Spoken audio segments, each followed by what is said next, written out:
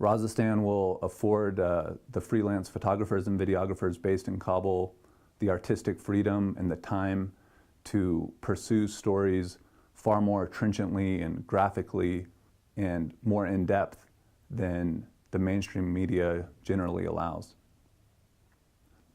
Last year, the war in Afghanistan accounted for roughly 2% of the news content published in the mainstream media in America.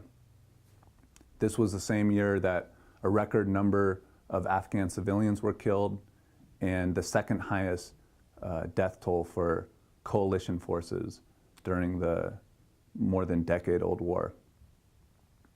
At the same time, there's a very robust community of freelance photographers and videographers based in Kabul who've been covering the war day in and day out.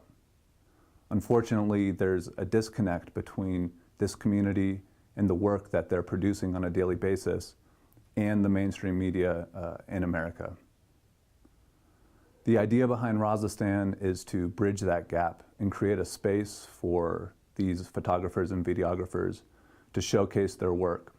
There are also local Afghan journalists and photographers all over the country, not only in Kabul, but in all of the provinces, who have been covering the war for the last 10 years, mostly in obscurity.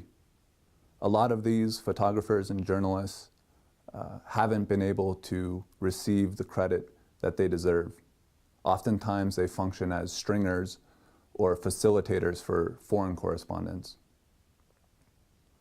Now, many of them want to be recognized for the work that they have done and to find outlets that will enable them to continue to cover the war here in Afghanistan.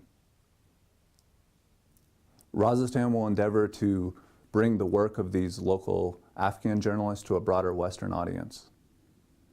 We will also conduct periodic workshops in which world-class international photographers and videographers help train and encourage young and aspiring Afghan photographers and journalists.